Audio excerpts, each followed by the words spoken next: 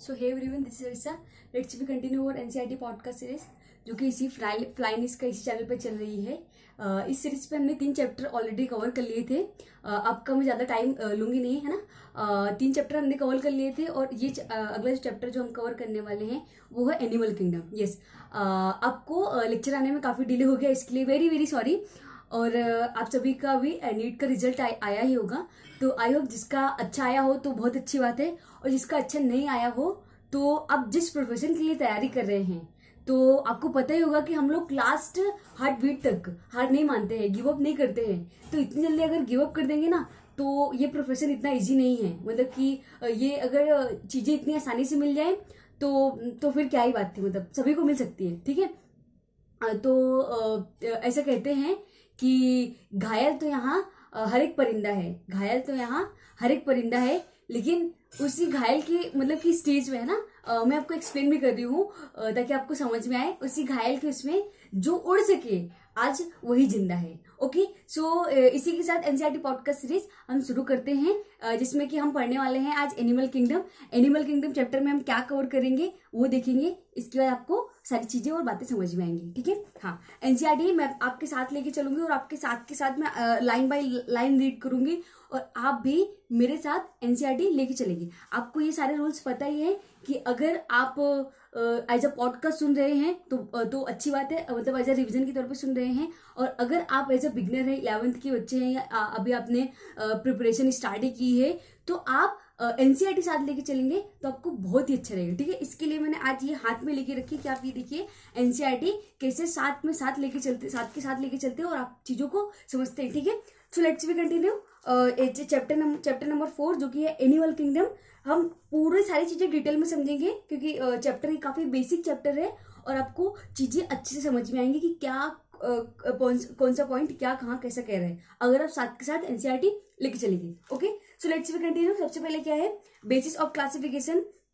When you look around, you will observe different animal with different structure and form. Form as over a million species of animal have been described till now. The need for classification become all the more important. The classification also help in assign systematic position to newly described species. Basis of classification. अब हम basis of classification की बात कर रहे हैं, तो आप लोग ध्यान से सारी बात सुनिएगा और समझिएगा। Okay, so let's we continue. In spite of different in structure and form of different animals, there are fundamental features common to various individuals in relation to the arrangement of cell body symmetry, nature of column, pattern of digestive, circulatory or reproductive system. These features are used as the basis of animal classification and some of them are discussed here. Level of organization की बात करने वाले हैं, next point पे आ गए हैं। Through all members of animal are multicellular, all of them do not exhibit the same pattern of organization of cell. For example, in sponges, the cells are arranged as loose cell aggregate. Example, they exhibit cellular level of organization. Some division of level activity occur among the cells. In collagenate, the arrangement of cell is more complex. Here, the cell performing the same function are arranged into tissue. Hence, is called tissue level of organization. A still higher level of organization. Example, organ level is exhibited by member of Platyhelminthes and other higher phyla, where tissue are grouped together to form organ, each specialized for particular function. In animal like Annelida, Arthropoda, Mollusca, Echinoderma and chordate organ have associated to form functional system. Each system concerned with a specific physiological function. This pattern is called organ system. Level of organization. Organ system in different group of animal exhibit various pattern of complexity. For example, the digestive system in Platyhelminthes has only single opening to the outside of the body that serve as both mouth and anus, and hence is called incomplete. A complete digestive system has 2 opening, mouth and anus. Similarly, the circulatory system may be of 2 types. Open circulatory system and close circulatory system. Open क्या कहता है? Open type in which the blood is pumped out of the heart and cell are tissue are directly bathed in it, and closed circulatory system in which the blood is circulated through a series of vessels of varying diameters, arteries and vein and capillaries। Okay, एक minute मेरे को 2 minute दीजिए, है ना। मैं थोड़ा सा वो करके आती हूँ। ओके, एक सेकंड बस।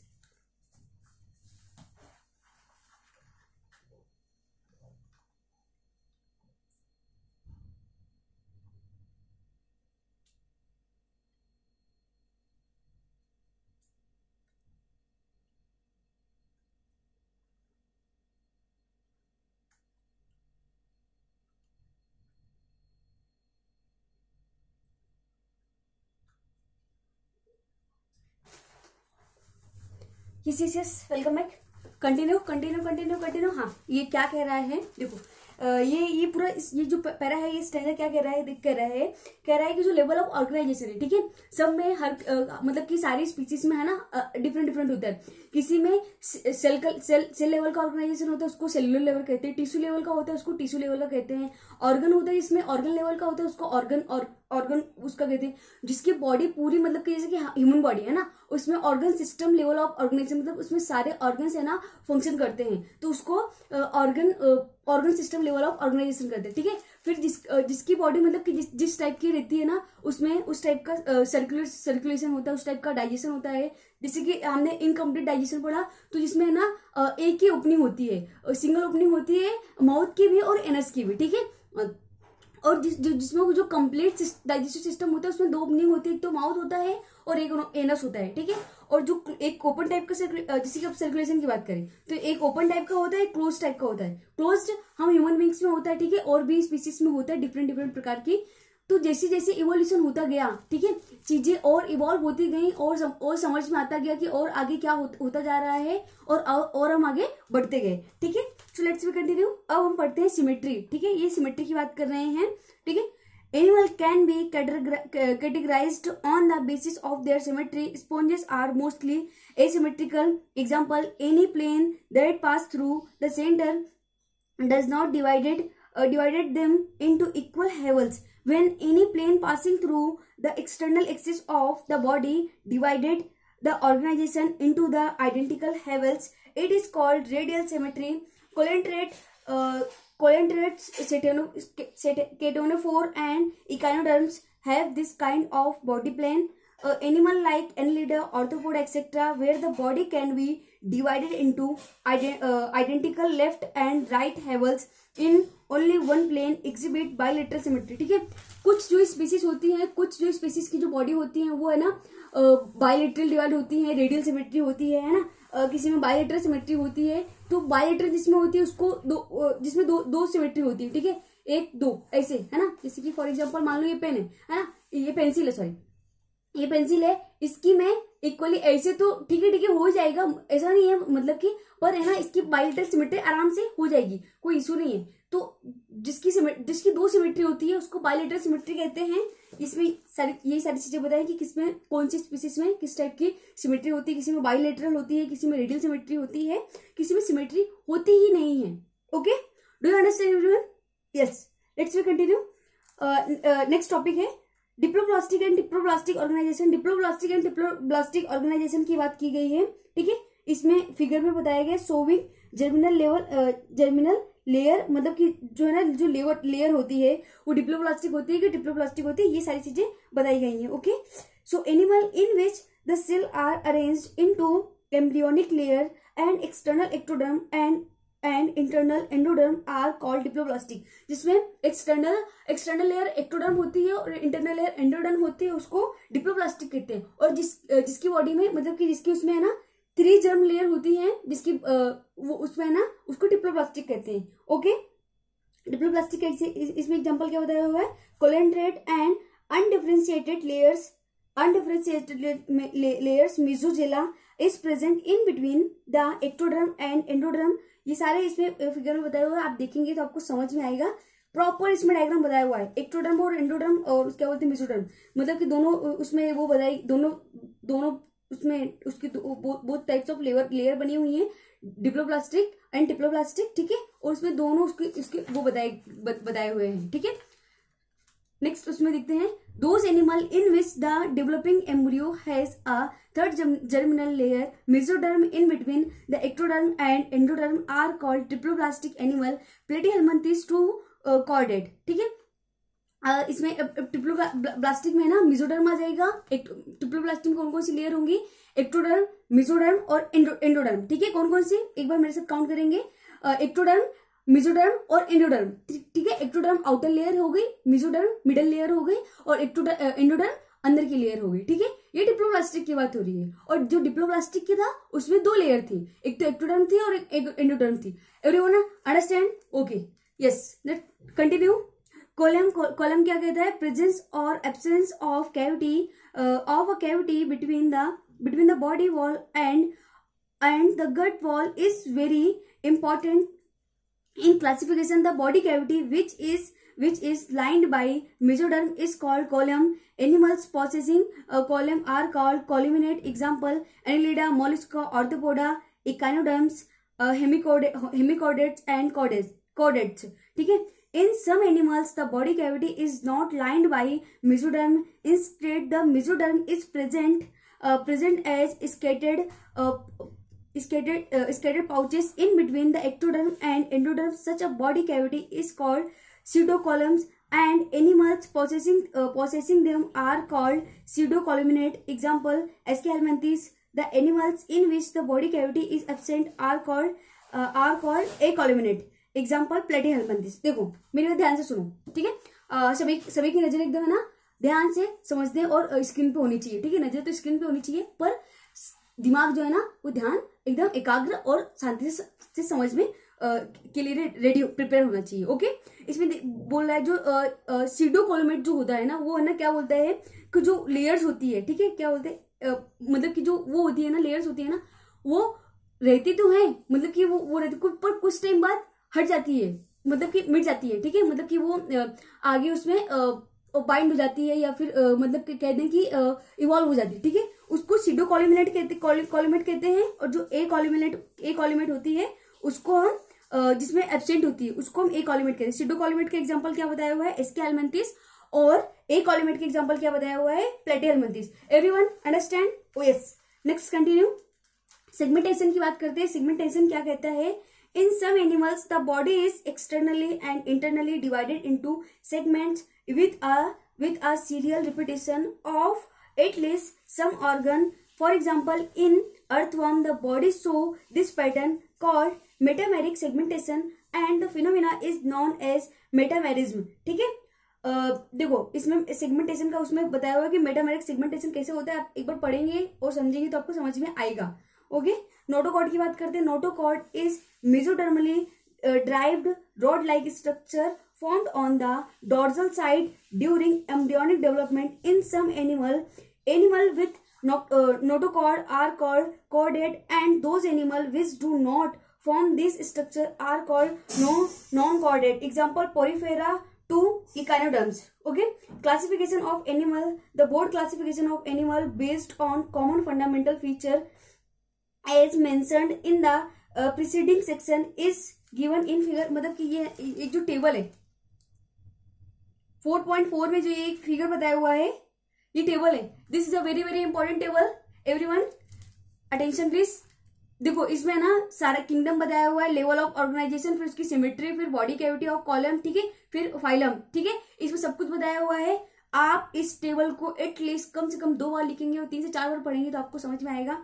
और ये टेबल आप अगर समझ गए ना तो मतलब आप एनिमल किंगडम का आधा चैप्टर समझ गए और आपको समझ में आ गया, ओके। तो देखो क्या कहता है, क्या इसमें किसकी बात की गई है, कौन सी किंगडम की बात की गई है, एनिलिडा, ठीक है, मल्टी सेलुलर, ठीक है, सॉरी एनिलिडा नहीं, एनिमेलिया किंगडम की बात की गई है इसमें, जो कि मल्टी सेलुलर मतलब कि मल्टी सेलुलर की बेसिस पे बात की गई है। तो आप समझिए और देखिए फिर, ठीक है। लेवल ऑफ ऑर्गेनाइजेशन इसमें क्या क्या है, सेलुलर लेवल ऑफ ऑर्गेनाइजेशन है, tissue, organ and organ system level of organization. Yes, ये हमने बिफोर पहले भी देखा है, ठीक है। उसको इसी में उसको है ना वो जो हमने पहले थोड़ा सा पढ़ा हुआ है ना उसको इसमें समराइज कर दिया है, ठीक है। और कुछ ज्यादा कुछ और कुछ नहीं है इसमें।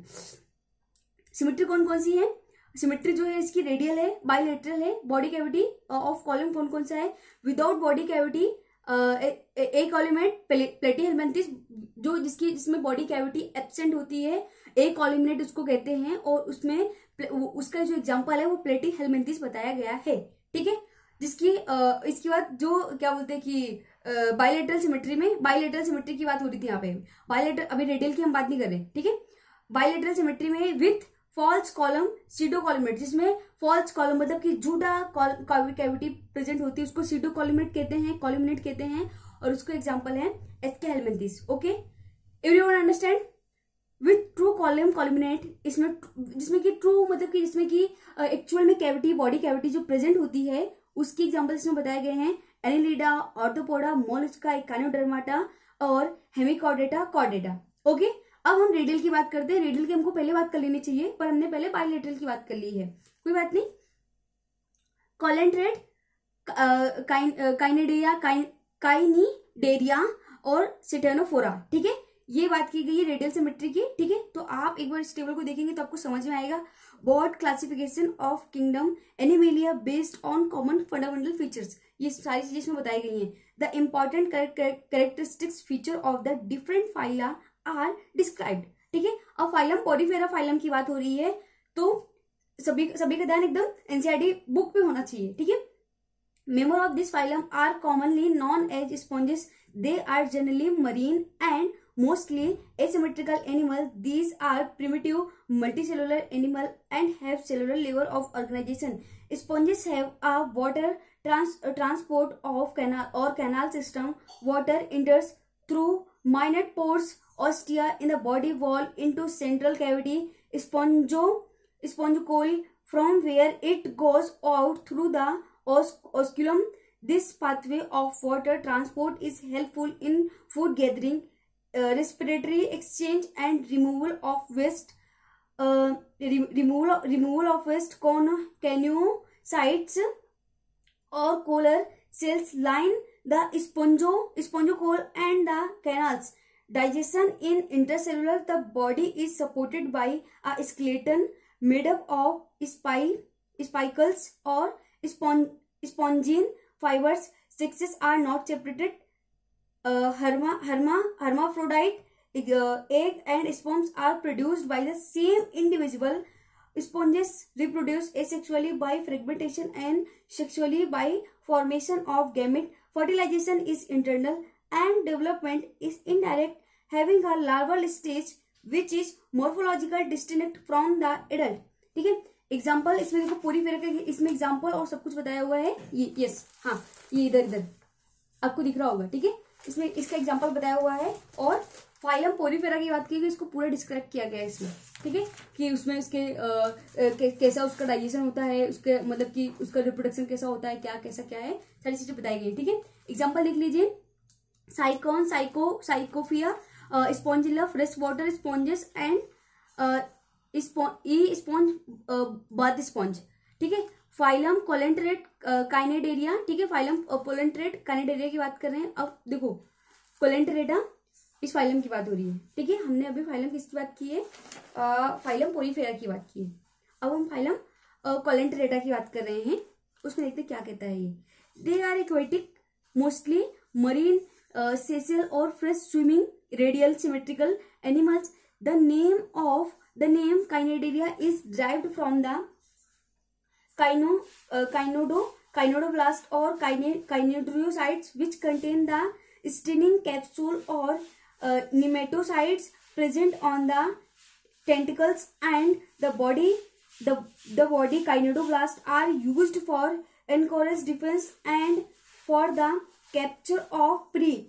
Cainidarians exhibit tissue level of organization and pre-diploblastic. They have a central gastrovascular cavity with a single opening mouth or hypostome. Digestion is extracellular and intercellular. Some of the Cainidarians, example corals, have skeleton composed of calcium carbonate. Cainidarians exhibit two basic body forms called polyp and medusa. The former is sessile and cylindrical, from like Hydra, Admisia, etc. Whereas the latter is umbrella shaped and free swimming like Aerulia or jellyfish. Those cnidaria which exist in both from exhibit alternation of generation, metagenesis, polyp and produce medusa asexually and medusa from the polyp sexually. Example Obelia. Example Physalia, Proteogeusa, man of war, Adamsia, Anemon, Pennatula, sea pen. देखो इसमें काफी है ना, इसके examples काफी मतलब कि इसके वर्ड्स है ना थोड़े से टाइप के.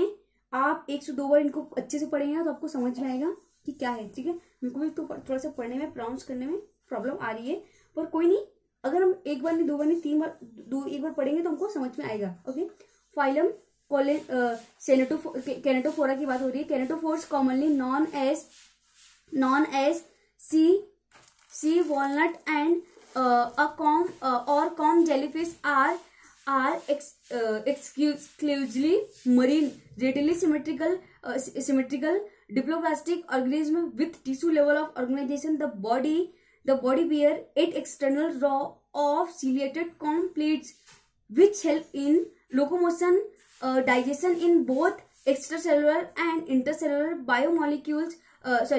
Bioluminescence, the property of a living organism to emit light, is well marked in ctenophores. Sexes are not separate. Reproduction take place only by sexual means. Fertilization is external and indirect. Development example Pelureu, Brachia and Ctenoplana. ठीक है, इसका example भी ये सारा उसमें बताया वो, ये भी मतलब सी में उसमें पाया जाता है. कॉम्बर्ट, जेलीफिश, ये सारी चीजें है ना, उसको है ना साइंटिफिक उसमें थोड़ी सी लैंग्वेज है ना तो उसी उसमें वो डिस्क्राइब किया गया है. ठीक है. Phylum Platyhelminthes, they have dorso-ventrally flatted body. Hence are called flatworms. These are mostly endoparasites found in animal including human beings. Flatworms are bilateral, symmetrical, triploblastic and acolumate animals with organ level of organization. Hook and suckers are present in the parasite form. Some of them absorb nutrients from the host directly through their body surface. Specialized cells called flame cells help in osmoregulation and excretion. Sexes are not separate. Fertilization is internal and development is through many larval stage. Some member like Planaria possess high regeneration capacity. Example Taenia मतलब tapeworm और liver fuck. ठीक है. 4.9 figure में सारे इसके examples और उसका photograph दिया हुआ है, आप देखेंगे तो आपको समझ में आएगा. नेक्स्ट है फाइलम एस्केलमेंथिस, फिर एनिलिडा, ऑर्थोपोडा, मोलस्का. ठीक है, अब तो काफी मतलब कि वो आ गया है अभी है ना. फाइलम हमको एस्केलमेंथिस, एनिलिडा, ऑर्थोपोडा, मोलस्का और क्या करना है, इकायोडर्माटा, हेमिकॉर्डेटा, कॉर्डेटा. इसके बाद एम्फीबिया. ये फाइलम्स पढ़ने हैं. ठीक है, इसके बाद समरी रहेगी और ये जो टेबल रहेगी. ठीक है, ये टेबल सबसे लास्ट में, एनसीईआरटी के सबसे लास्ट में 4.2 जो टेबल है. ठीक है, this is a very very important table. ये एक बार पहले आप टेबल पढ़ेंगे, इसके बाद उसके आगे वाला चैप्टर एक समझेंगे ना तो आपको और समझ में आएगा. वैसे वो समरी है पर एक बार पढ़ेंगे ना तो आपको समझ में आएगा और चीजें प्रॉपर वो कर पाएंगे. ठीक है, आज का लेक्चर यहीं पे खत्म होता है और नेक्स्ट लेक्चर में हम है ना ये सारा कुछ कवर करेंगे. ठीक है. हाँ, इस लेक्चर में थोड़ा सा डिले हो गया था, लेकिन हम मतलब कि इतना टाइम है हमारे पास कि हम आराम से अपनी 11th और 12th की पूरी बायोलॉजी की पूरी एनसीईआरटी लाइन बाय लाइन आराम से शिद्दत से कवर कर सकते हैं. ओके, सो नेक्स्ट लेक्चर में हम आगे आप एनसीईआरटी पढ़ के आएंगे और हम नेक्स्ट लेक्चर में बाकी जो फाइलम्स बचे हैं ना वो हम कवर करेंगे. ठीक है, तो आगे के लेक्चर के लिए आप लोग रेडी रहिए और मिलते हैं फिर हम आपको नेक्स्ट लेक्चर में. तब तक के लिए thank you very much. Have a good day. Bye.